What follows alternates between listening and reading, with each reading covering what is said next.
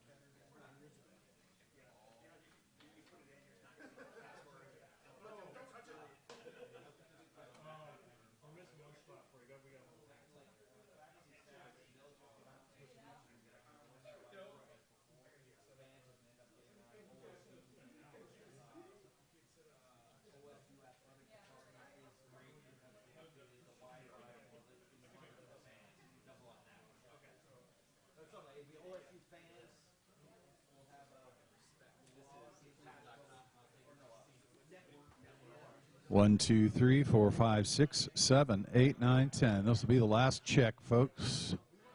1, 2, 3, 4, 5, 6, 7, 8, 9, 10. Check. 1, 2, 3, 4, 5, 6, 7, 8, 9, 10. 1, 2, 3, 4, 5, 6, 7, 8, 9, 10. 1, 2, 3. I'll be right back.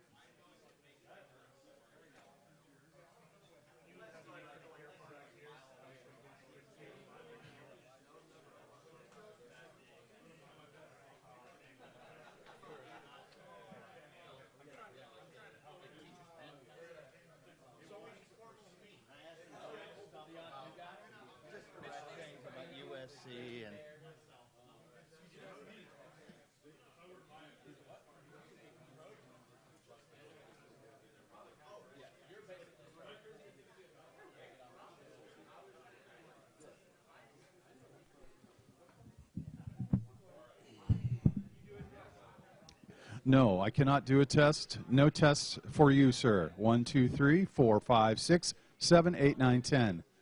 All right, looks good. All right, fantastic. 1, 2, 3, 4, 5, 6, 7, 8, 9, 10. Check. 1, 2, 3. 4, 5, 6, 7, 8, 9, 10.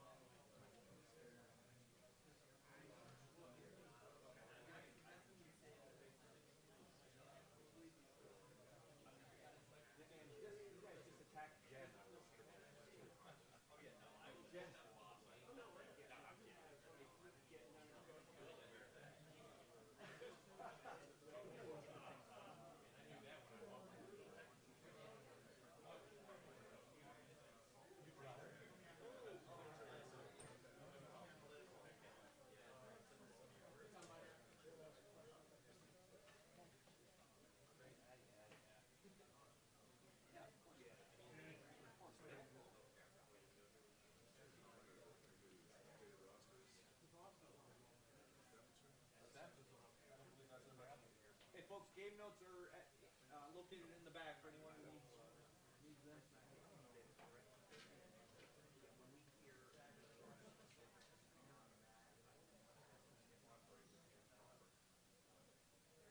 Allie has started working on her little project.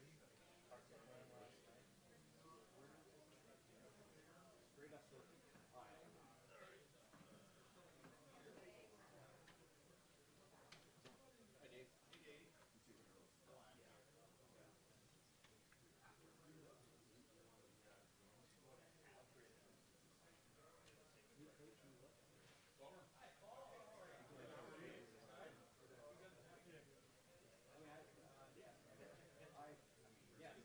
Hi, Dave.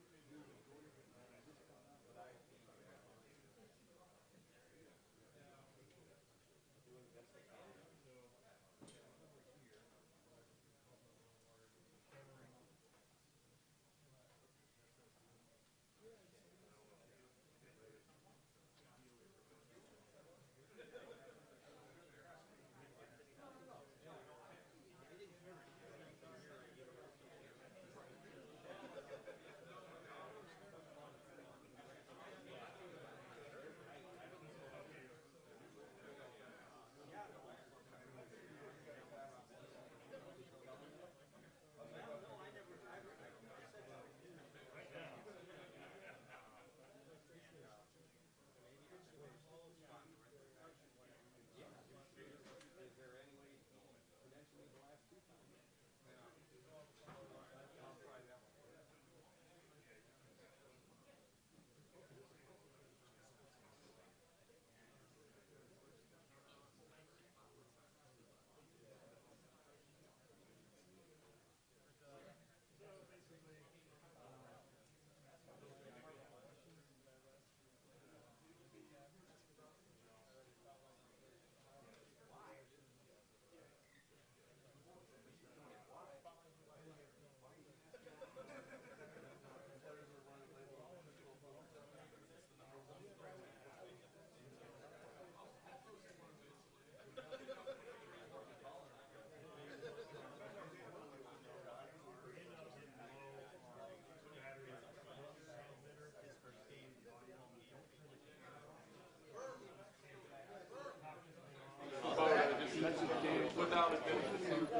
Hey, I'm sorry. Is there still some angry matter going on? Whoever's left over, they're going to do something in the other round. The other teams usually you pick their best player.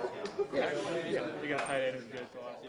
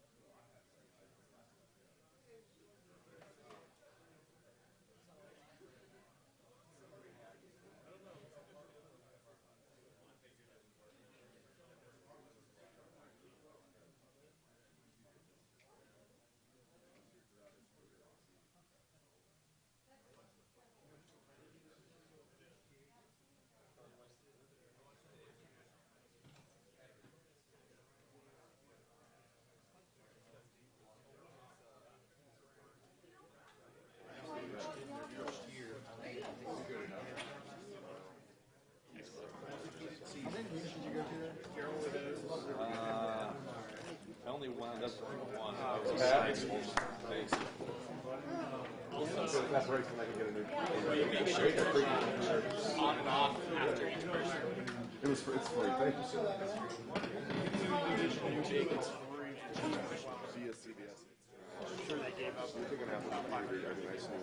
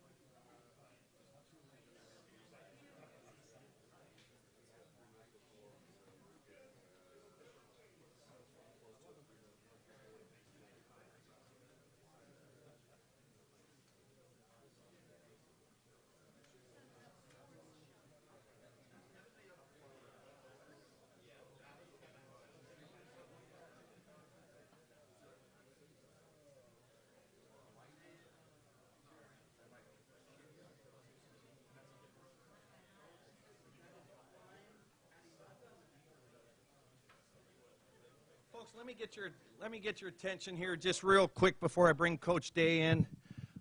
Format for today is and for each Tuesday moving forward, as long as this works, we'll have Coach Day here at the podium at noon on Tuesdays.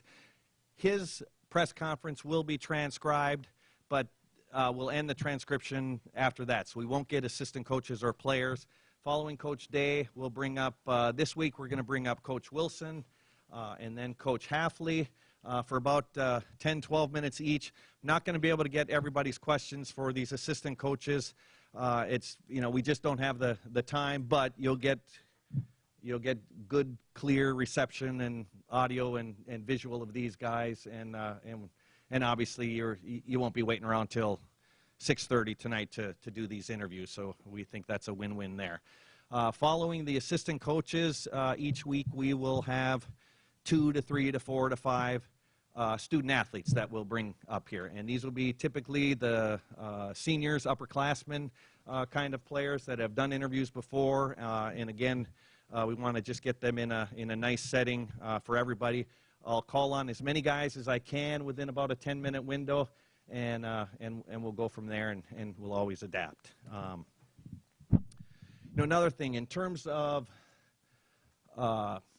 player availability and injuries, and whether you're in or whether you're out, we understand that you guys have a need to know that, and we're going to do our very best to help you with that each week going forward. I think through these dozen or so interviews that Coach Day has done as the official head coach at Ohio State through the spring and the fall so far, that he's just not comfortable talking about injury status of players. And to be honest, our medical team is advising our coaches not to discuss injuries. There's certainly privacy laws that we want to follow, and we just want to take care of our student athletes as much as possible. And so Coach Day is not going to be addressing injuries. That's not anything new, because you've known that already. But again, we appreciate the fact and we respect the fact that you guys have a job to do, and the bottom line is you want to know whether players are available or not available. So we're going to give you a status update each week. So every week now on Friday, we're going to issue a report, a status report on players that are unavailable for that week's game or that are game time decisions. If a player does not appear on this report, then they are available, and would be a coach's decision if they didn't play or something like that. But we're going to give you a status report that lists unavailable players and then players that will be a game time decision. And then if they don't play on that game time decision, we know they were obviously unavailable at that point. Yeah, that'll be Friday morning. We want to get through the week and give you guys the most accurate availability list as we can. So in conjunction with that, Fridays is when we will release our depth chart.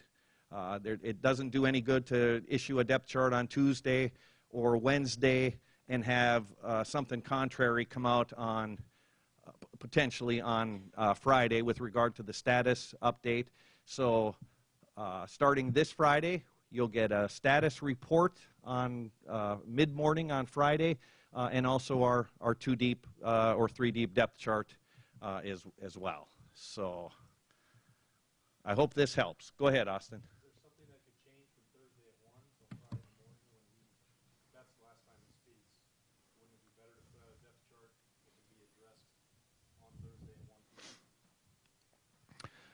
No, I think the decision, Austin, is to get us through the entire week of practices. So that's the direction we're going to go right now. Okay. Yes?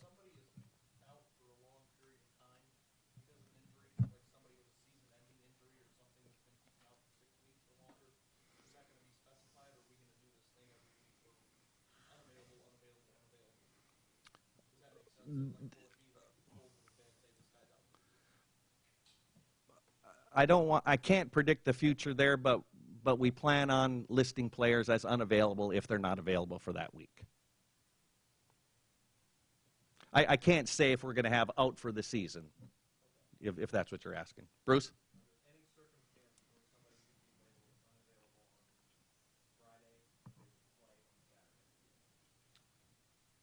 I don't think so. I believe, we're very conscientious of what we're doing here, and no, I don't think that there'd be a situation where if we list someone as unavailable that they would suddenly be available on Saturday. I think, Bruce, if that's the case, they would be listed as a game day decision.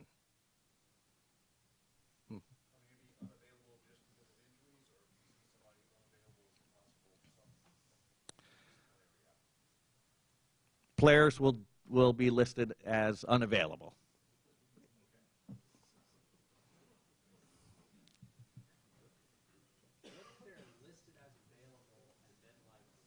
Well, the whole team,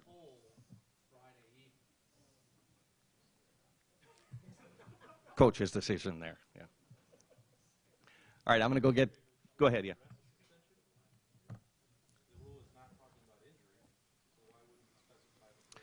Well, I don't think I don't think this is different than disciplinary situations in the past.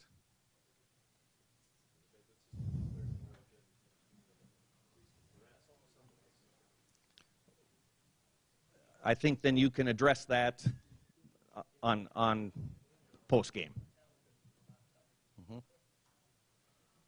Alrighty, thanks, folks. I'll be right back with Coach. Oh, Jared, I have a question. Would you expect generally that we'll get fields every week? Wednesday? Most likely? Yeah, we've typically tried to give you the starting quarterback every week. Okay.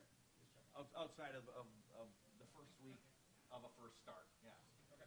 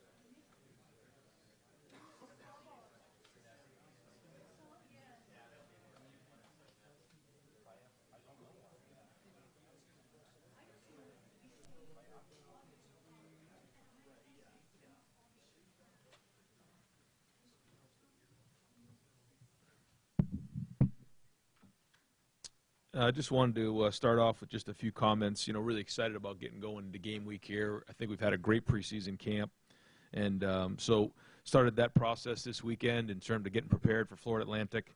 I think they bring a really good coaching staff here. Coach Kiffin has coached at all levels in the NFL, SEC. He's got a great background of football and understanding, and he's going to bring a challenge to our defense. They do a lot of great things on offense, create mismatches, tempo.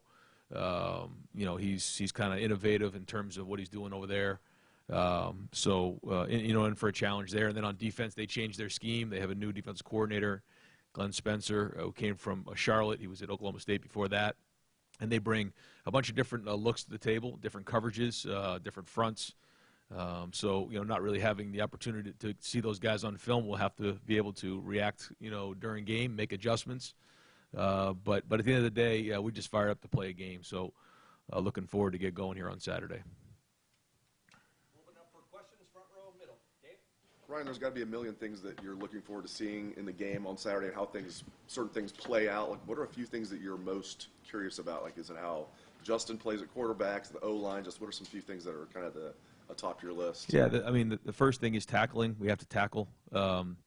We have to take care of the football, and we have to block. So those are the three things that we're really focused on going into this game. Playing a clean game is very, very important. But then that's kind of why you want to get going with the season, figure out where we're at. We have, a new scheme on defense. We have some new faces on offense, and we want to see what we look like. You play against the same, offense and defense for a long period of time. It gets a little stale just in terms of the same looks over and over again. Now you're going to start seeing some different schemes against different players, find out where your matchups go, look like against other people, and figure out where we need to get better because this is a journey. This is not a finished product by any stretch of the imagination, and kind of want to, get to Saturday and figure out, where the issues are, get those fixed, and figure out where we feel like we're in good shape and keep enhancing those. You know exactly how it's going to play out, but do you feel pretty confident kind of how Justin's going to play, or do you feel it's still kind of a mystery at this point? I feel when you've practiced so many times, you get a feel for what they're going to do. Typically guys don't change too much, when they're in a game, but this will be the first time he's live. We haven't taken him to the ground, so that'll be new, and we have to, see how a lot of guys respond. We haven't done a ton of tackling with the ones. We have with the twos. It's been a very physical camp, but until you really tackle and you get out there, that's when you figure things out. I think you saw that maybe the other night, Saturday night. Just when you get out there and you start really playing the game, it's different than practice. So I think we're going to expect to see the way that the guys have practiced. They're going to play that way. There'll be some jitters early on that goes with with the first game, but other than that, I think we'll get what we see in practice. Far left, Lori? Coach, last year you were really prioritizing continuity with Urban Meyer's program, so this is your first game as the head coach full time. Is there anything you're changing about the game day structure for your guys? Still doing quick calls, still having an offensive player do the pep talk and a defensive player? Is there anything different this year? Yeah, I mean, we're doing a couple things just leading up to the game, but in terms of the traditions that have been before, we want to keep all those going. That's one of the greatest things about Ohio State is the traditions and the skull sessions and the walk and the quick cows with the students. We actually did that. We had almost 5,000 students in the stadium the other day. We went through it and taught them the quick cows. I think it's an unbelievable tradition, and then singing with the band afterwards. I mean, all those things are what makes Ohio State great. So we want to keep that going, and we're embracing that. The guys on the team had to learn, the young guys had to learn the fight song. We sang the fight song in the locker room after the mock game on Saturday. So we love the traditions. We've got to keep those going. So have you ever had a quarterback that was a proficient punter? I don't think so. FAU's quarterback punted 6 times last year. You don't have a guy that has been capable of that, you don't think? We have a pretty good punter in Drew Chrisman, so we'd like to use him. But there's a lot of reasons schematically to do that quick punt that they do. It kind of catches you off guard, and if you have somebody that can kind of get the ball to roll, especially on a turf field, it can carry a lot of ground down the field and get you pinned if you're playing the field position game, and it works for them. But Drew's our punter. Yeah. Ryan, going back to Dave's question from before, how satisfied are you with the 5 guys that you've settled on for the offensive line, considering the lack of game starting experience that you had there in the beginning to start camp? Are you pleased with those guys? You foresee them going in there most of the time? Are you thinking about rolling guys at this point? I think you're going to see probably 7 to 8 guys playing in the game on Saturday. We'll have our starting guys go out there, and I've said from the beginning, the guys who deserve to play in the game are going to have an opportunity to play, and so we got to make that decision going into the weekend and figure out, okay, does this guy deserve to play? Is he of starting caliber? And if he is, they're going to play. Every position's a little bit different, but I think we have pretty good depth there. Second row left, Bill. Ryan, as you studied this from last year coming into this year and then going through camp, how do you feel about the way you guys executed scoring touchdowns in the red zone, and whether or not that's going to be more of a strength for you guys this year than it was last year? How we did last year, looking at that. Yeah, I thought that early on we did some good things, throwing the ball. We got jammed up in 2 games. One of them was the Purdue game, where we're not very good down there in the red zone, and then we came back after that week and kind of changed our philosophy a little bit down there. And I thought from then on we were pretty good down there in terms of numbers.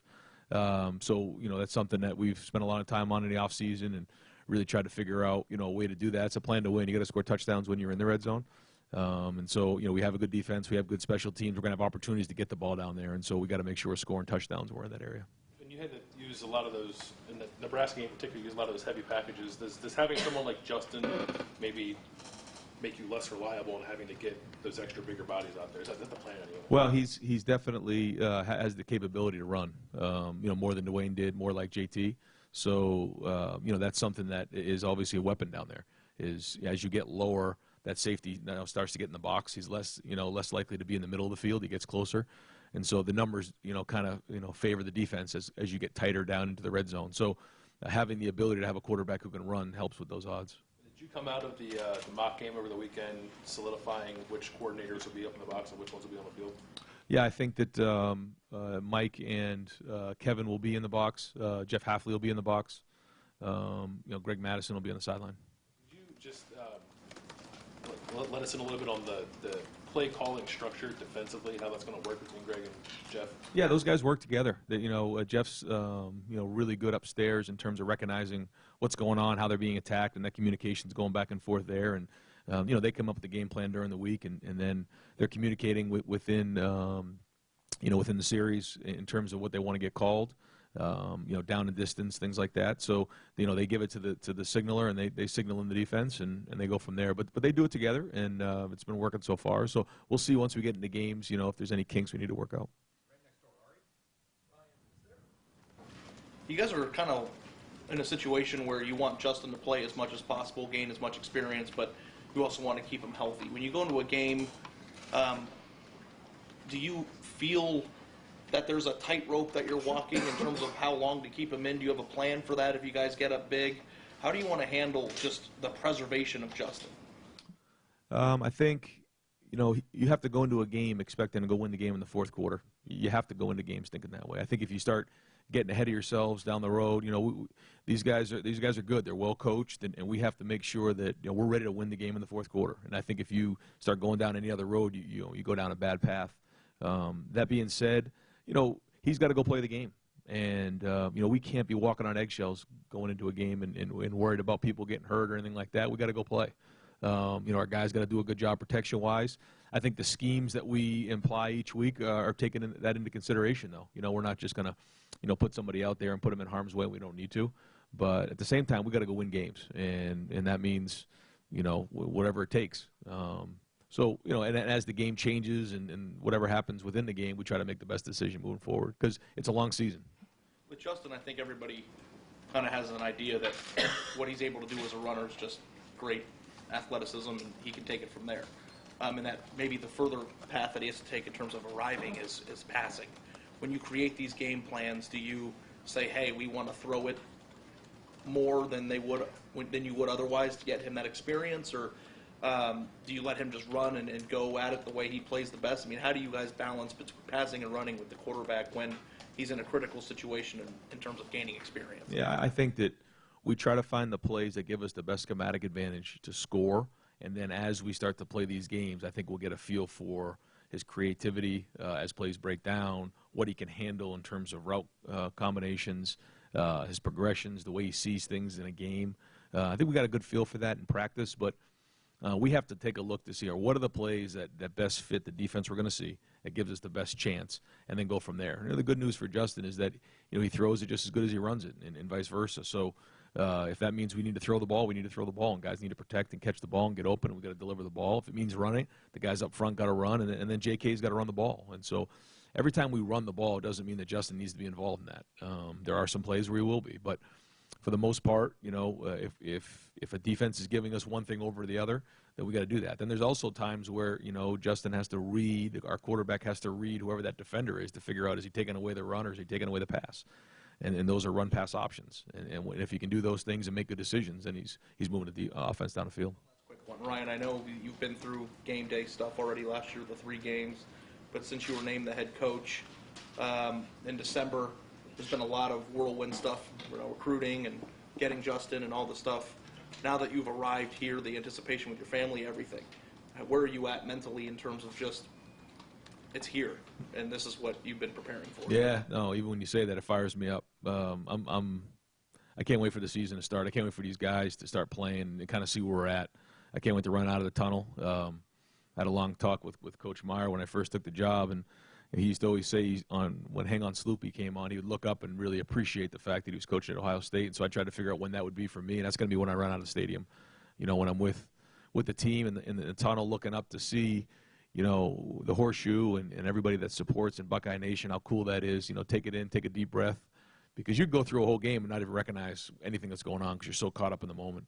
And I'm excited to get going, run out of the tunnel, go play, and what an unbelievable opportunity this is. It's an opportunity to be around a great group of players, a great group of coaches, at an unbelievable university. So time to start playing some games. Yes, Coach. You stated that you're willing to rotate a couple different guys at right tackle. What is it about the group you have up front that you feel you're able to rotate linemen and still keep the chemistry up front? Yeah, well, I think we're going to have our starters. So Thayer and Brand will start at tackle to start with, and then those guys, they'll come in and they'll roll a little bit. There's some depth there. It's hard to find that many linemen who we think are have the ability to start and play in the Big Ten. We do. We're lucky enough to have that. I think Josh Allaby and Nick have both proven through practice that they deserve reps, so they're going to do that. And there is a chemistry that comes with that, but the calls are the calls. They know each other. They're in meetings every day. They're around each other every day. They communicate. And so, whether a guy jumps in or not, Jonah Jackson's going to be able to, communicate with Josh just like he does there, and vice versa on the right side, Wyatt. But, Harry Miller, don't be surprised if you see him in there as well. Those guys, I think when you play to a certain level, you deserve to play. Now, when, how, all those things, that depends on the game plan, depends on how the game's being played out. Second row right, Tony. Ryan, you talked about you're focused on blocking, tackling, protecting the ball. What are your two biggest concerns, offense and defense, right now? We have ball security and tackling. Those are the two things, yeah. And I think so much of that comes with being tough. I mean, we talk about it all along, how tough we have to be, and then I watched the documentary after the game the other night, and Woody Hayes was talking about toughness for like 15 minutes. It was really cool because that's the essence of Ohio State.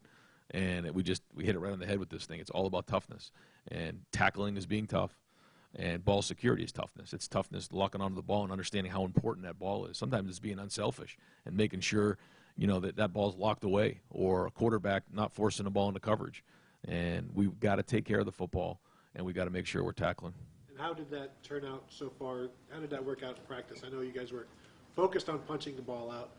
How did the offense do, and how did the defense do tackling? We'll find out on Saturday. I mean, it's funny. It's like, if they pop one out, you say, well, the offense gave it up, but the defense created one, and then vice versa. If you go through a day without turnovers, yes, the defense, why they didn't create any turnovers. So either way, you could look at it one way or another. But, at the end of Saturday's game, we'll have an idea kind of where we're at, and we build from there.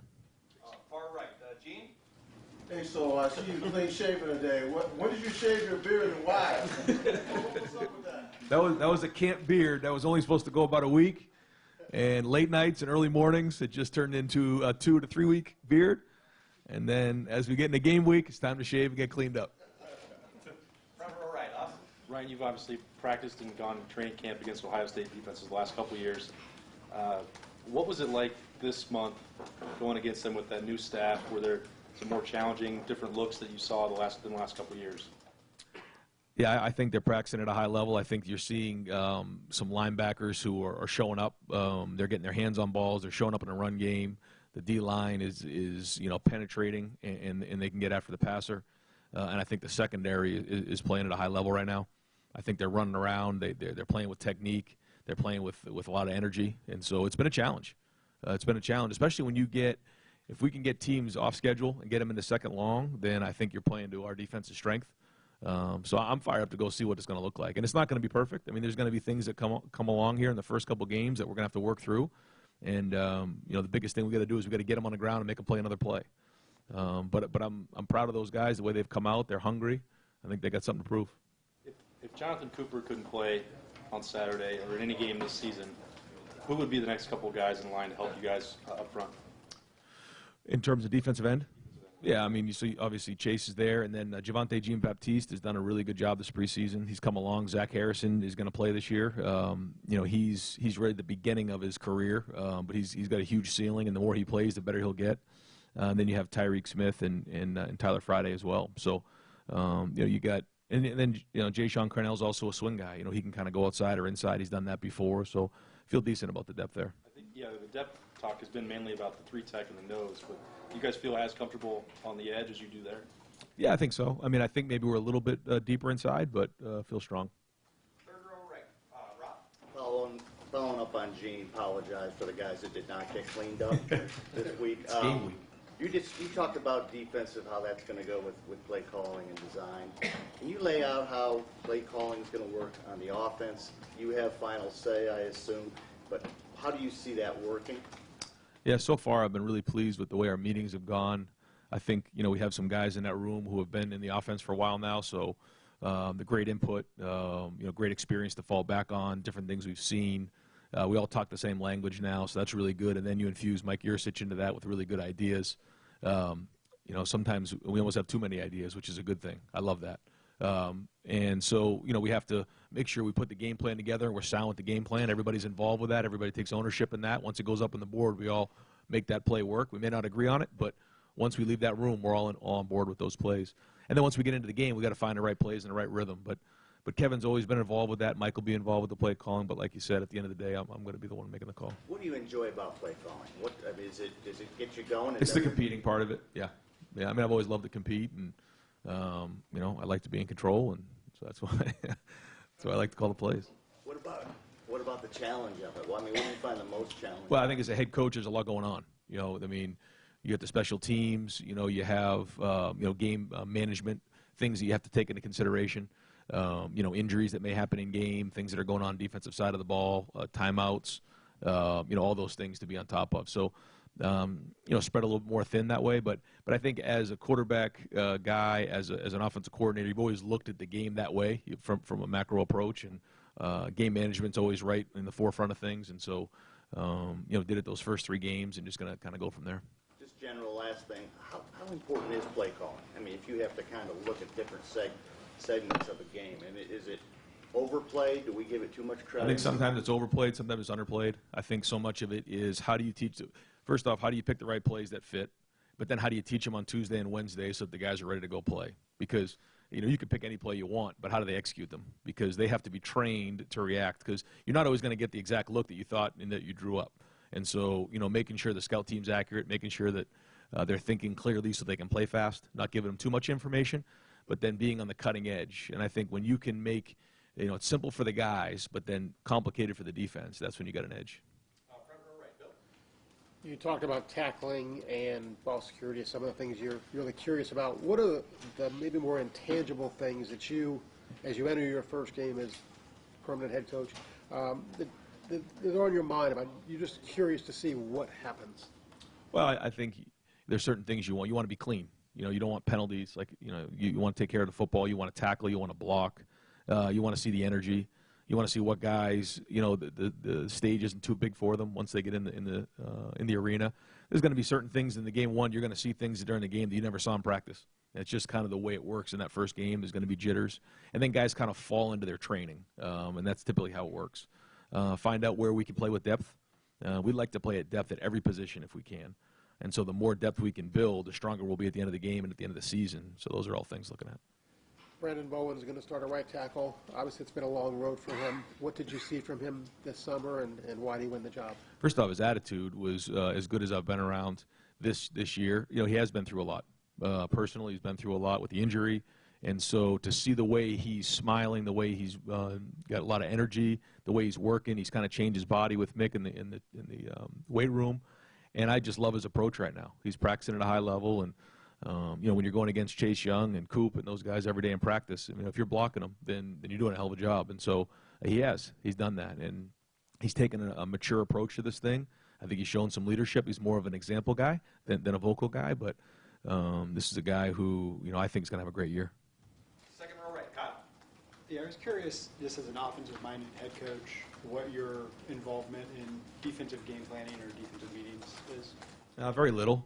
That's why we hired the guys that we did. There's so much experience there. I got a lot of trust in those guys. If I see something, then I'll go down there and ask why. Usually they have a quick answer, and I trust those guys. And I think anytime you want to go run your offense or run your defense, I think if someone comes in and starts meddling around, then it's hard. And so certain standards, we had certain agreements on the way in and non-negotiables, and so we'll see where the season goes. But I trust those guys. Then you talked about being fired up for Saturday. How much did being in charge last August and for those 3 games kind of normalize this year's camp and take away any nerves or anxiety that you otherwise might feel? The nerves and anxiety, that's not going to go away. Yeah. I mean, understanding what's at stake every time you step on that field, that's part of it. So it doesn't matter if I'm game 1 or game 300. It's always going to be that way. Because there's an expectation here, and I get that. That being said, I think at night you know what to expect. You've walked through it before. We've gone through pregame, we've gone through Friday, we've gone through the skull session, we've gone through the pregame, we've run out of the tunnel. We've done all those things together, other than a few of the freshmen. So we've walked those shoes already. So that's good to know. It's a little comforting that way, but at the same time, we've got to produce. Fourth row middle, Dylan. How much are you expecting the bullet position to be coming just right away to into the defensive scheme? Yeah, I'm excited to see what that does. The bullet guys are they're talented guys, and so we want to see how that goes. But I think that the skill set that they bring to the table is that I think fits them well. So in terms of what we're going to ask them to do, is really fits what they can do. So. Excited to see what they can do on Saturday, see how it fits in, see how it develops as the season goes on. Front row middle, Joey. You've talked about J.K. Dobbins being kind of a workhorse for you earlier in the season. Do you go into a season with a target number of carries for him per game? It's been a while since you guys have had a guy get like 20 carries a game. Yeah, no, not really. But he's going to have some 20 carry games. That's it. And he's been practicing with his pads down. He's been practicing tough, and he's gotten stronger. He's lost, I think, like 4% body fat, which for him is tremendous. So I think he's ready for that kind of season. He's been kind of splitting time with Mike over the last couple of years, and now he's got to be the workhorse. And I think he's ready for that. And as far as the injury policy, was that entirely dictated by your medical staff? Did you have input at all on that? I mean, obviously there's a kind of a gamesmanship element to it. Yeah, so we just had discussions, with administration, with the medical staff, and sat down and made the decision that was the best for moving forward. Front row left. Doug? You watched the whole college football show after the game? Nah, I fell asleep. There was a lot of Ohio State in it. Yeah. A lot. Cool. You're game planning as you think about game planning, right? Not just like in meetings, but as you're driving in your car. What is the difference of maybe back when you were a coordinator, you just had little X's and O's dancing in your head, and now that you're a head coach, are you thinking about, is that guy going to class? Oh, yes. Like, what's your free time, your daydreaming like? How is it different? It's a great question. It's a great question. I can always count on you for one of these questions. You know that. In your head. So one of the things I've done is when I go home at night or when I drive to work in the morning, I turn off the radio, I turn my phone off, and that's 20 minutes of just peace where I can focus on the team, I can focus on the defense, I can focus on the special teams, and take a picture of, really thinking about it as a head coach. Because once I get caught up in here and it's offense and scheme and different plays and things like that, I really dedicate that time to, like you said, let your mind wander in terms of what needs to get done. Where are we at with player personnel? Where are we at in those type of areas? Recruiting is always on the forefront. That's always number one. So that takes priority over everything. But those times in terms of driving to work and coming home, that's times where I really just try to focus on the things that you need to make sure that you're on top of as a head coach. And you talked about like Mike having good ideas, and we know Kevin's been a play caller in his career for a long time. Do you just not have as much time for your own creativity and because you have so many things to do that you have to lean on them a little bit more for stuff, or do you find time that you're like, man, I really just need to think about red zone offense and sit down and decide what the plays are going to be? How much of the thinking about offense have you given up, or how much have you made sure, no, I can't give that up. That's what I'm good at. I feel like because our staff, I'm in there so much, and Urban was involved last year, but now having Mike in there, and then having Brian Hartline a year older, having the experience of Tony and Stud in there, and then Kevin being in his third year, and we have some really good young coaches as well who have been in the program now for a while. We have catalogs of different ideas, and they'll come to me. They'll come in my office. They'll text me at night. They have different ideas. So I think our staff as a whole is stronger. They're creative, and so it isn't just me. It's that whole staff, and I think that they've all stepped up their game, and they're going to have to continuing throughout the season.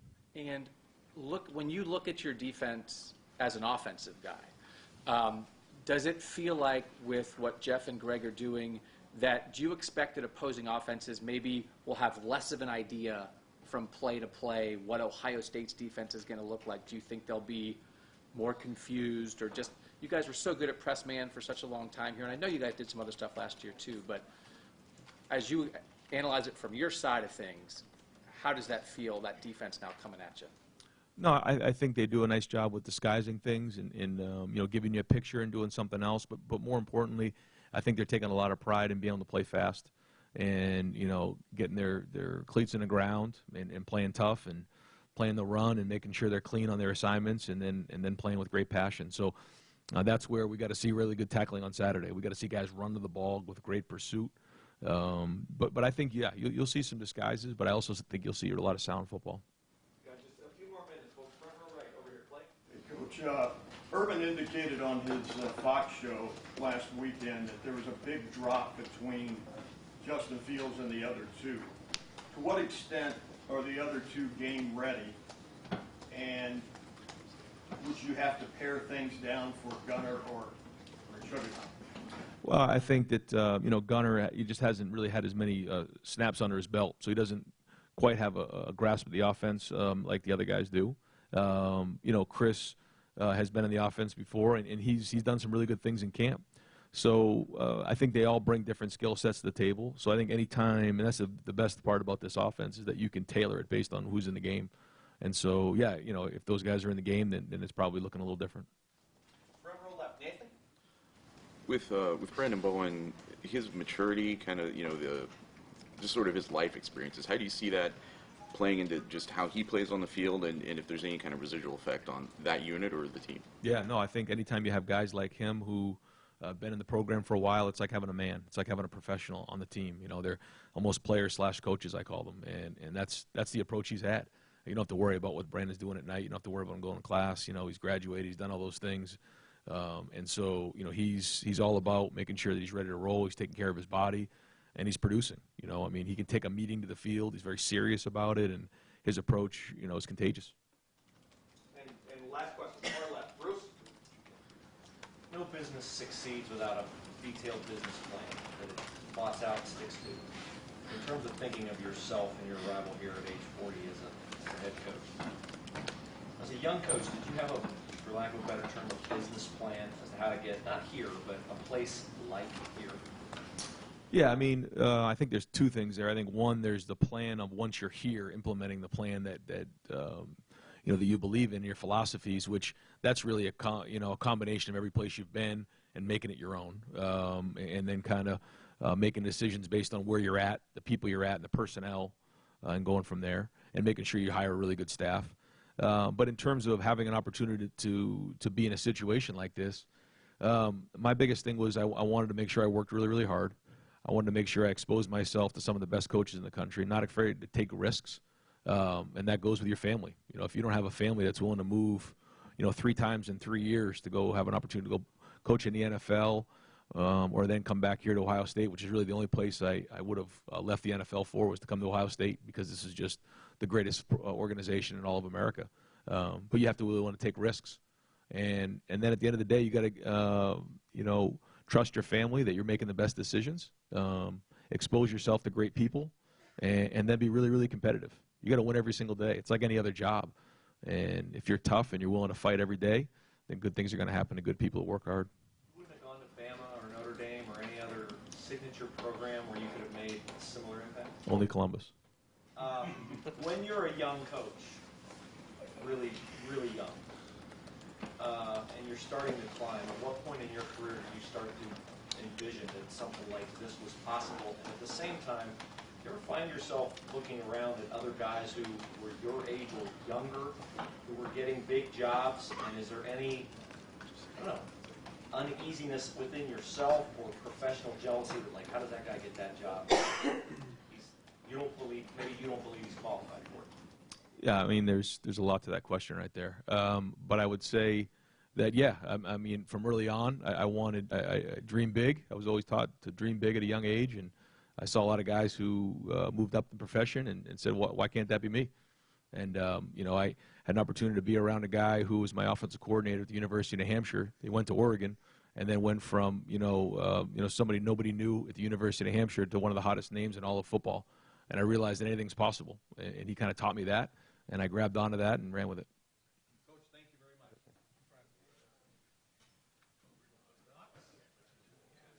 All right, folks, that's the end of the transcription service right there. So the rest of our interviews here will not be transcribed.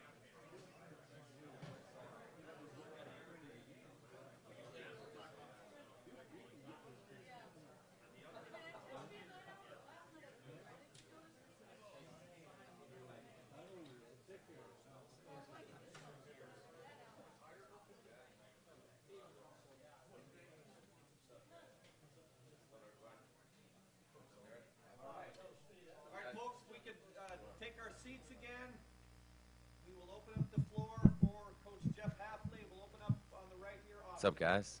How's it going? Hey. That you'd be working upstairs, hanging out with us. Yeah. How do you like it up there? Is that a place that you've normally been in your career? Yeah, I like it up there a lot. Game slows down. You can see a lot more. You know, being up there, you got such a good view on everything. It's slower. The emotions are kind of out of it. The crowd's kind of out of it. It's kind of like slow motion. And you can see a lot. And I feel very comfortable up there. I was up there in Cleveland for quite a bit. I tried to go up there last year, and then a couple of the players asked me to come back down, so I went back down. But I'd like to be up there. I think it will help us out. It's because we've seen at Ohio State, you know, cornerbacks, defensive backs coaches doing a lot of hands-on instruction on the sideline. I guess you don't see the value of that compared to calling a game maybe from upstairs. I do, and a lot of thought went into it. And part of me would love to be around those guys and get my hands on, but I trust the guys that we have down on the field, and I think it's more important for me to be upstairs right now, and I think we have people that can help. And I trust the support staff, which we have a great group of guys. You know, a lot of guys who people really don't know and don't get a lot of attention, but we have a lot of really good young coaches. And, you know, between Coach Madison and Coach Washington, we can get those adjustments made. I just think it's best for our team and our defense if I go up right now. Front row middle, Dave. Jeff, do you plan on rotating your corners and maybe some of your other DBs, or is it just, you know, get our best players out there as much as possible, or are you trying to keep certain guys fresh? I think a little bit of both. We got to get the best guys out there, and that's kind of what I said from the first time I ever sat in here. We're going to get the best guys out there, but we also understand that, you know, how many plays are in the game, how long is the drive, how much tempo are they going?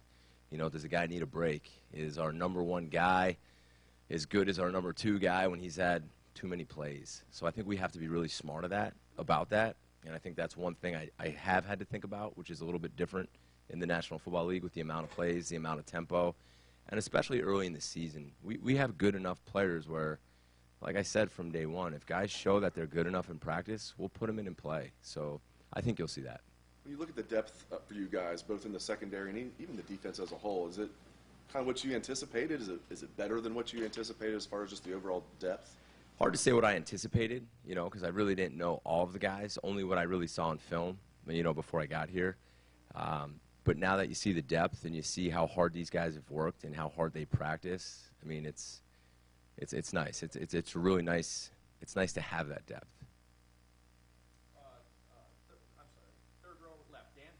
Jeff, it seems like Florida Atlantic's got one of the best tight ends in the country, a really productive guy last year. How much emphasis does that put on that bullet position to be able to go out and cover a tight end this week? I think it's not just the bullet position. I think it's just the overall awareness. You know, when we talk about our scheme, we're more into fundamentals, technique.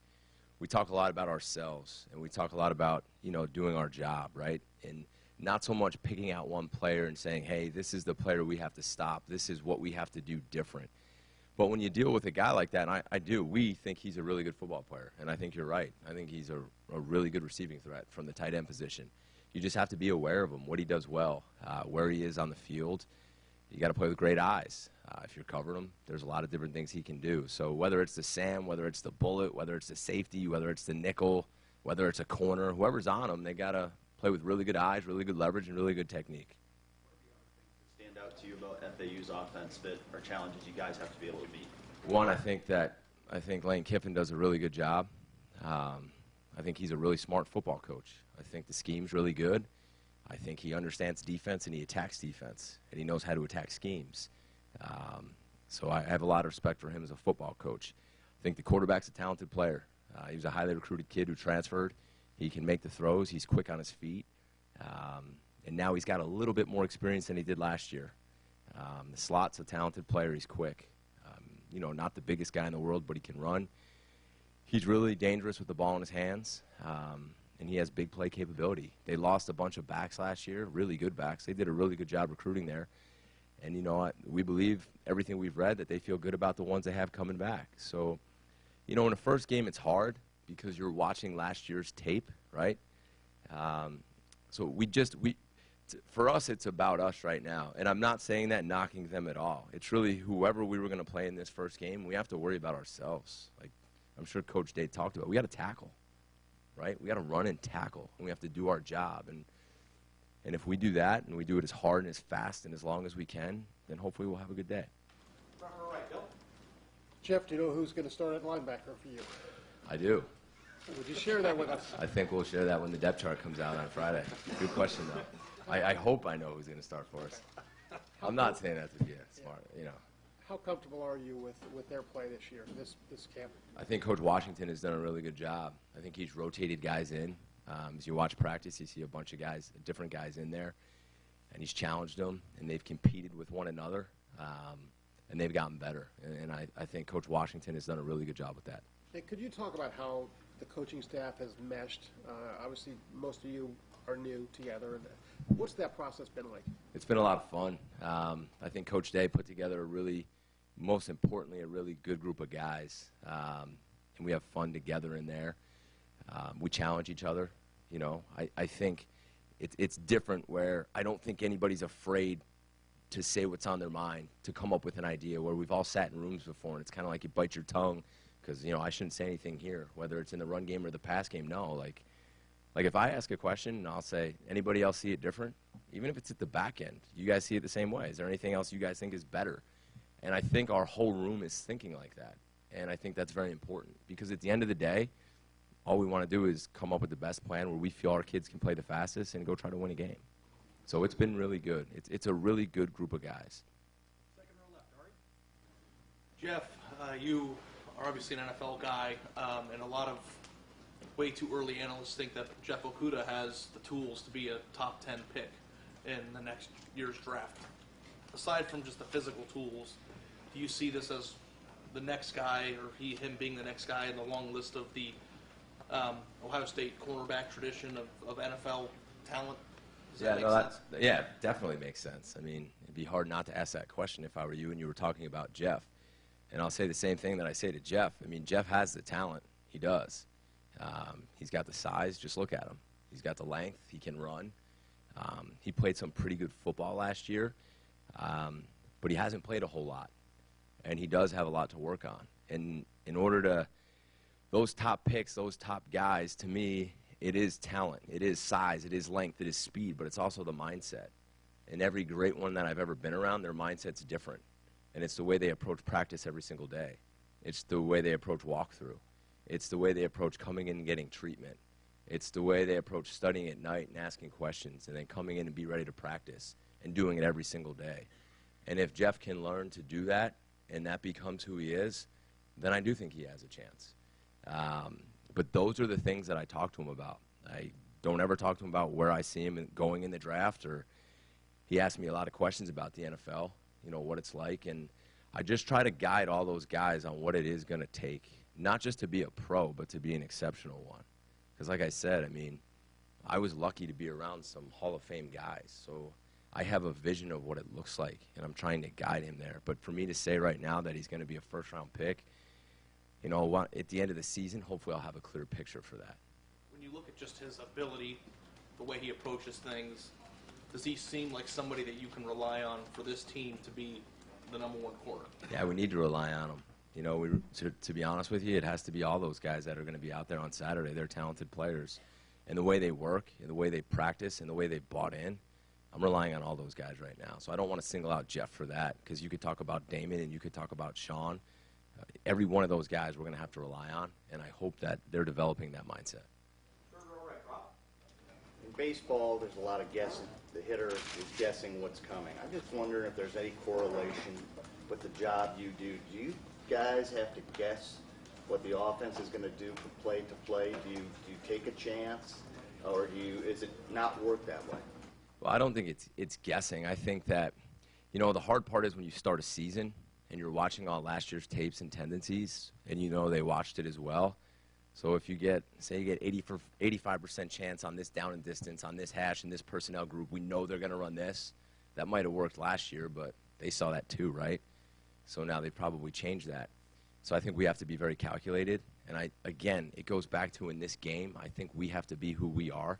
I think we have to line up and play, get our cleats in the ground, play as hard and as fast as we can, tackle, get off blocks, cover, play with great eye discipline. And I don't think there's going to be a whole lot of guessing or taking chances. I think we're going to try to play good, solid football. As you get into the season later on and those tendencies start to build and you have all that data, then I think it's a little bit different. But these first games, you kind of never know, and that makes it challenging. What's it feel like when you guess right? Feels great. Call a blitz from the right hash into the right play, and you say, shit, I got it. I guess I shouldn't have said that. Sorry, Jerry. We're just going to rewind the tape. Second row. Tony? Just came out. Jeff, along with that, you say you want a defense that just you can plug and play anybody. You have all of these chess pieces. How important to the success of this defense is your ability to play chess? Again, and this is the truth, I think this is a player's game, you know, and I think sometimes we as coaches, we overcomplicate it. And I mean that. I think that we work hard all week to try to put them in the right position and not confuse them, right? And if we try to get too complicated and we confuse them, it doesn't look good on Saturdays. So our philosophy right now is to try to make it as crystal clear as we can, and then on game day, we got to go play ball. And I don't foresee us, like, making wholesale maneuvers or changes where they do this, we do this. Yeah, we have answers. Because in defensive football, to us, if you know what your weakness is, you know what your issues are, right? If we run cover A, you know where the issues are in those coverages, right? But that's why you also have cover B and C. Not everything works great against this play, right? So we have to be able to change that up, but not change who we are, if that makes sense to you. Got time for a couple more. Second row left, Bill. Jeff, you guys have spent months putting this defense together. You seem to really like your pieces. Is there anything added to it, knowing that in your first game you're going against an offensive coordinator who has a reputation for being aggressive, like you said, being creative, that he's going to give you something that's challenging? No, we know he will be challenging because we have a lot of respect for him, and I think there will be some things, and that's why, you know, we told the guys, like, you're going to see some stuff that you've probably never seen before, and it's okay. And if they hit us on a play, it's okay. Just line up and play again. You know, we all watch enough football. When's the last time you saw a game where an offense didn't hit a play, break a run, hit a pass, somebody was open? I mean, that's okay. Don't panic. Just line up and play the next play as hard and as fast as you can. So, again, if we can stay within the structure that we've built and that we believe in, and we just stick to it and we let these guys go play, I don't think there will be any panic. And that's what we've tried to lay our foundation on for them. Is it fun for you guys as a staff, knowing that, you know, Lane Kiffin's probably going to give you a little something and you're going to have an answer for it? Yeah, I guess you could say that's fun. Hey, final question for Coach Hafley, front row left. Doug? Jeff, we've asked so many versions of this since you got here, but in the end, the ability of this defense to stay simple and have your guys be confident, but also offer some different looks and maybe disguise some things to keep opposing quarterbacks off balance. How is that all working together, and how confident are you in executing that compared to where you first got? Yeah, I think the whole simplicity thing might be a little bit blown out of proportion. It just depends how you look at it, right? I think we have a good, solid package. We have a variety of different coverages, a variety of different blitzes, and I think we're going to roll with them. I think when we talk about being simple, I think it's more so trying to get the players to know what they're doing, like someone mentioned, plug and play, and then kind of change things around without them having to think about it. Make sense? But when you do watch us, I don't think you'll be able to say, wow, that's so simple. But again, and I say this, and I believe this very, very with all my heart, that defensive football is about lining up, having your eyes in the right place, running as hard and as fast as you can, and tackling. And that's the biggest thing we have to do for this football game. I mean, you see it, and I said it to Ryan when I first got here. The thing that kind of concerns me is in college football, there is no preseason 1, preseason 2. In the NFL, in the first preseason game, you miss a lot of tackles. And then preseason 2, you miss a little bit less. Preseason 3, you're still missing too many. And then usually around the first game, you got it. We don't have that luxury. And that's why we've had to tackle a lot at practice. And now we have to go and run and tackle on Saturday. And I think our guys' mindset is right for that. And I think our coaches have done a good job.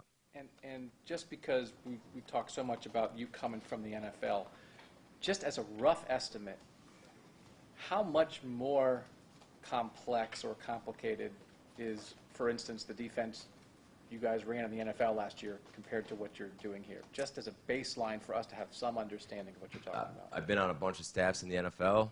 On some in the NFL, it's been way more complicated. On some, it's been very similar. It just depends what scheme you have. And for the record, guys, I've been in college for 10 years, NFL for 7, so I'm a college guy. Do you feel that in your heart? Me? I'm a Yeah. college guy? I'm here right now. I'm a college guy. That's what I said. More years in college than the NFL. I'm a college guy now, guys. Coach, All right. thank you very much. Thanks, Josh. You used an NFL word, though.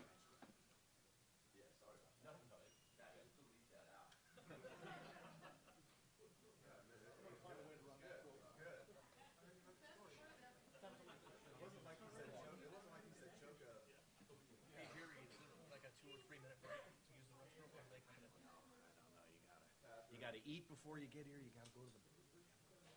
Will the court please grant me a short bathroom break? Granted. I mean, there's one in the lobby. I know, but I just didn't want to get up and miss Kevin. Hey, here's. Those like new slacks? No, they're like as old as ones as I have. What's the score? So that other one didn't count? We talked about the rule.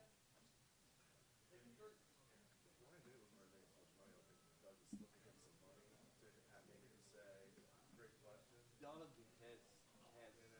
just extended his great question lead. He has some sort of arrangement today.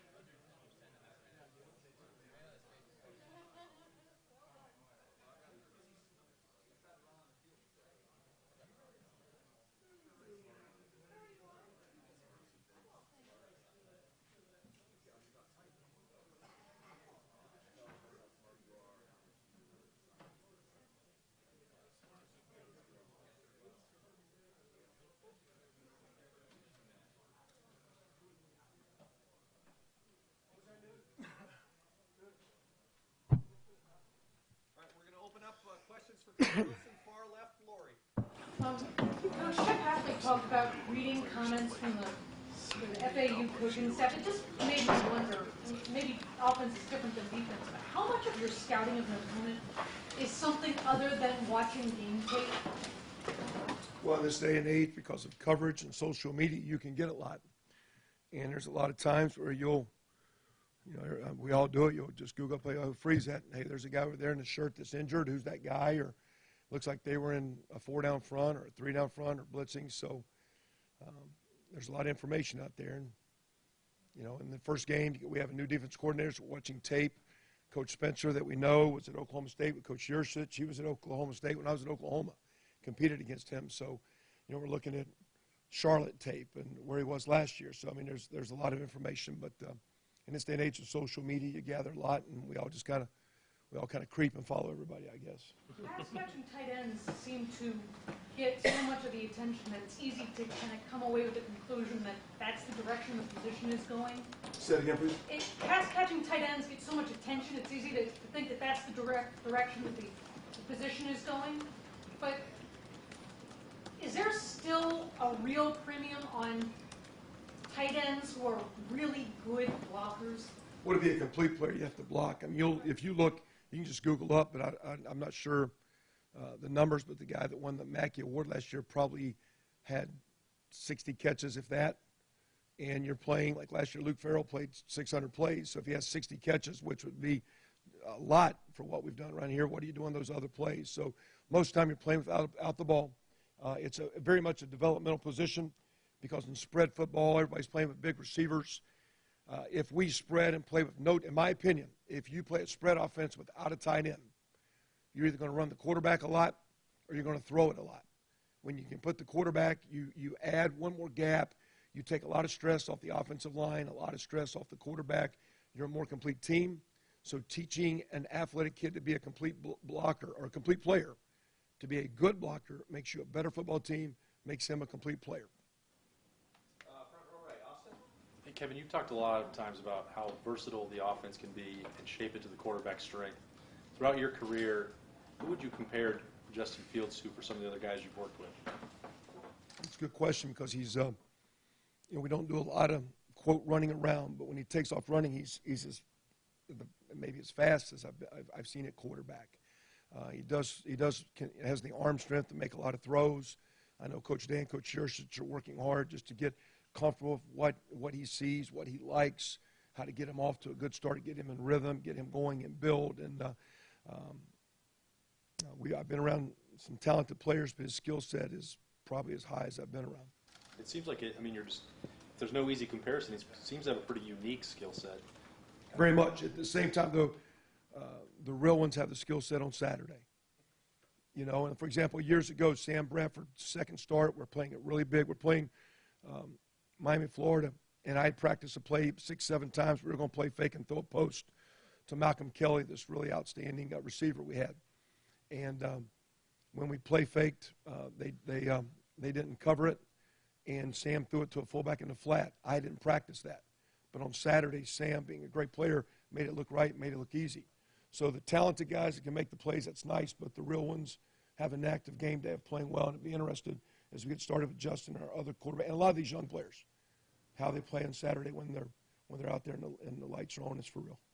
Second row left, all right. When you look at some of the challenges that Brandon Bowens had to overcome, both with injury and kind of having a setback with that injury and coming back and facing a 5-star kid that a lot of people thought could or would start this year, not to mention being a father and a lot of the stuff that he's done off the field, seeing him win this job and being in this position. I mean, can you just comment on everything that he's had to overcome and maybe what you view this journey for him as being? Well, happy and proud of him, happy for him and his family. Still in competition, though, because Nick's awfully good and right there battling. And I expect them to play, but just in this day and age where guys can, say, woe is me, or it's not going my way, to battle through and to persevere and to make it through tough times. And he plays a tough position, those, non-glamorous positions where you're blocking all the time and no one sees you except your mom or now, your wife and all that stuff. So proud of the way he's battled. He's practiced really, to me, he's healthy. He's practicing as tough as he's ever practiced. He's practicing as low with great pad level in the run game. He's had a tremendous preseason, and he needed to. Our football team needed him to. At the same time, so is Nick Petit Ferreira. Nick's played well, too. So we got some good depth there, and congratulate Brandon on a great spring, preseason. He has played. He has started. I think in 2016 he was playing some tight end in a big package that was done here years ago. So he's played, he's in the 5th year and played some football. So he's not a rookie, and I expect him to play well. It'll be interesting to see. I think Nick will get in the mix and play a lot too this year, though. One other non-related question. How do you guys balance the need to keep Justin in games as long as possible to gain experience, considering his age and inexperience, and also protecting him and keeping him healthy? Well, I mean, that's, you got to pick your spots. Of course, any play you can have critical error, and that quarterback can be exposed because the ball's in his hand every play. So it's going to do a great job, not the line, the backs, the tight ends, and protection, and being in the right place, receivers, and timing, and route running. Every play that wide receiver is beating the defensive end rushing. He's not beating that cornerback. Everything's in relation to time. So we got to be smart with it. At the same time, things can break down, and Justin's got to do a great job protecting himself. So we'll do everything we can to minimize him being in harm's way, but we got to go out and score as many points and start at one drive at a time and make sure we can find victory in game one and build from that. So our plan, as always, has been as you run the quarterback, he's still your quarterback, and you must protect him, and we'll do everything we can to do that. Third row left, Dan. Kevin, you talked about Nick playing, Brandon Phillip playing at right tackle. Ryan said you guys could play as many as 7 or 8 offensive linemen. How do you balance that, rotating those guys up front with making sure that you still have a cohesive unit on the offensive line? That'll be, I think, a feel on the sideline that Coach Studrawa will have, as you go through the game and looking at the guy's eyes in the field. Does the guy need a blow? Does the guy need to sit down and calm down? Does the guy need some motivation? Does the other guy practiced and played well enough that he's going to help us? So there's different, to me, ways in each game that could happen. I don't think it's a revolving door. I do feel comfortable. I think I think Josh Albi's had a tremendous preseason. I think we're 4 deep at tackle, and we're going to need those guys. We've talked a lot about Josh Meyer. Harry Miller's had an outstanding preseason as a young freshman playing a position with a lot of stress. I think we're very solid offensive guard with Wyatt, with Jonah, Gavin Cupp in there. I mean, there's some depth, there's some experience. So I think Coach Stud just play it by ear. If a guy needs a blow, I don't think we put the whole second-team unit out there. I think you do let guys get used to playing together, working in combination, bumping off twist, working double teams. But I think to say we're just going to play 5 every game, I don't think that's the case. I think Greg will just get a feel and move as we go. We got to be careful because we don't want to lose our rhythm as an offense. We got to take care of that quarterback. We got to play all those different running backs, tight ends, receivers, but you don't want to lose your flow and rhythm as an offense. What are the things that stand out to you when you're studying FAU's defense? What are some of the challenges they're going to present to you guys that you got to be prepared for? One of the challenges is you watch what they did last year and you watch their personnel, but then you have a new defensive coordinator and you're watching another team, and sometimes those visions start blurring together. And a year ago, is he doing certain things because that fit personnel, things that they could do in their fronts, their blitzes, and coverages. Now he's at a different place, different athletes. They were very successful when Coach Spencer was at Charlotte last year. I think they finished the year 20th or 22nd in total defense. So they were playing pretty solid defense. So you think there's some carryover, but there'll be some jockeying in that first quarter figuring out, are those little X's and O's exactly where we thought they'd be? And quite honestly, in my 2 years here, we do a bunch of game planning. We do a bunch of work, and we go out there Saturday, and half the time they're lined up completely different than what we saw on tape. And your ability, you have a game plan until you get punched in the mouth. You have a game plan until a coordinator puts something out there different, and your ability to adjust as a coach, but also as players and as a young quarterback will help your offense flow. You've been a head coach as well as an assistant. Ryan stepping into a job first time ever. What has struck you as he's made this transition about how he's changed or how he's adapted to this new role? Yeah, I think you said it right there is how he's changed, because he's in a different role, but in some ways I think he's tried to continue to be himself. I thought he did that last year. I thought he did a great job of leading our football team in an interim role and trying to take the message, but in his words, his way, to not create something new, to try to reinvent things, but and I think that's a quality of a strong leader. And I've been unbelievably impressed with his attitude, his energy. I've also been impressed with him just trying to be himself. I think he's got a lot of great strengths and is going to do an outstanding job this year and in the future. You've coached under some great coaches. Without comparing him specifically to any of them, is there something that does strike you in terms of he handles this in a certain way that reminds me of so-and-so?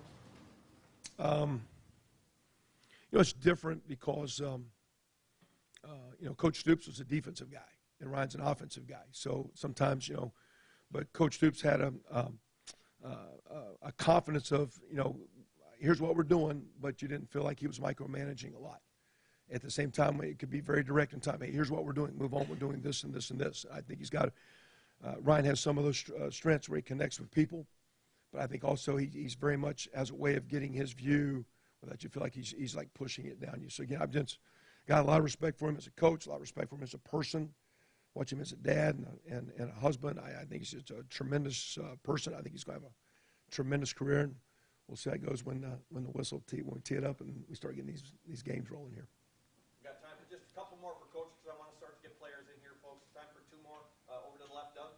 Kevin, you had so much success as an offensive coordinator and play caller. Then when you became a head coach, what was that transition like for you in terms of this is what I do well, this is what I've always done well, but now I'm in charge of a team? And then, just what advice would you have for a guy like Ryan who's going through that now? Well, a little bit different because at that time we had 9 assistant coaches. Now we have 10. So we have 5 on offense, 5 on defense, plus the head coach. What I decided to do when I watched Coach Stoops, I mentioned earlier, who was a defensive coach, he was always with the defense. It was 5 and 5.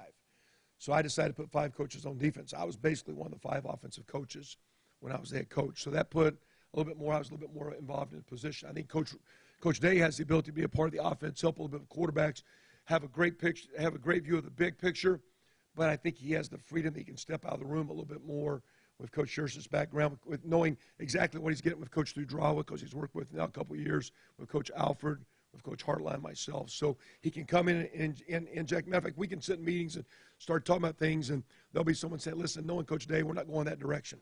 Maybe let's get back to this formation or this thought process. So, and again, I haven't given a lot of advice. I've tried to be a great teammate. So I trust him as a leader, and I've tried to do everything I can. As an assistant coach, someone said to me years ago, your job is to assist the coach. And I've tried to do as much as I can to be a great assistant and help him and help our team win.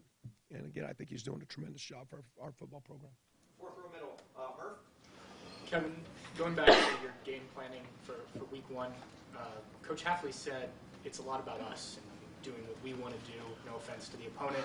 On the offensive side of the ball, how much is that the case? I know you said you've scouted a lot, but how much is it about doing what you guys want to do and running your plays and kind of figuring things out as you go? There isn't always, it's about you factor. As far as you coming ready to take care of the football, take care of the quarterback, be physical, have your balance, run and pass. At the same time, defenses are so multiple at what they're doing that you got to have the ability to adjust. So we have to recognize where they're at, where they're coming from, so that we get certain looks we're not ready for that we can't protect our quarterback. We can't get the running game on schedule. So we have certain goals that I think are very much us generated and how we need to play. But in this day and age, you have to adapt to the defensive structure that we're going to see, and there'll be a lot of jockeying and chess match, not only in this game, but these first couple games until you get 3 or 4 games and get a rhythm of the coordinator, and each year it's a new year. So these first few weeks are a little stressful on game day for us offensive guys. And final question, third row right, Rob. Along the same lines, Jeff was in here talking about that chess match, the cat and mouse game. As a play caller, do you guess much, and what does that feel like when you guess right? I mean, is there that kind of game going on? Guess. Based on knowledge and facts. I wouldn't stay here so late at night if we were guessing all the time. Right? We just roll, I don't know. I mean, I think sometimes you say guessing because you've got to play. I think it's going to work at certain looks. I think the beauty of Coach Meyer, what he brought to me, is that you got to have a lot of answers. So when you call a play, it's sound against a lot of things. And that makes you, when you're going through right now, we're looking, okay, we're talking about their defense. What if they come down to 4 down front? What are we doing? What if all of a sudden it's boundary blitzes? What are they doing? What if all of a sudden they're playing max coverage and dropping everyone? So it forces you to analyze and take a lot of looks. So I guess there's a lot of guesswork, but as you get into the rhythm of the game, you get into things that you think you do well, It's about you and what you're doing, but you just get in the rhythm of the game, and you better have your players ready to adjust and adapt. We're talking today, what if the defensive linemen line in certain fronts, are we able to do that? And early in these games, we can actually do too much and have and then our kids aren't playing hard. So there's a balance early here, getting our kids ready to play hard, to play physical, to take care of the ball about us, but then be ready to adapt to this defense because they're going to be multiple at what they're doing, and it's going to be a challenge. These guys will present a lot of problems, and we're looking forward to Saturday. It's going to be a lot of fun. Fields, is he going to have the green light to audible, or is that Yeah, something? there's certain things. Sometimes we're doing things where we look back over and it comes from the sideline. That's kind of common in college football now with the no-huddle stuff. And then there's the ability where he's going to see certain things because what happens 10 years ago, you would say, who, look over and tell the quarterback. Well, now when we started talking to the quarterback, they started talking to the defense. So everything changed. So there is the deal that when your quarterback checks a play, the defense can't change. So he will have the opportunity early to get us in a few things. It's not, quote, green light all over the place. But there's several plays where it's in his hands to make us right and to make us look good. Coach, Thanks, guys. Thank you very much. Folks, we're going to bring up Brandon Bowen. I'm going to do my best to call on people that I've missed or haven't had a chance to ask questions yet.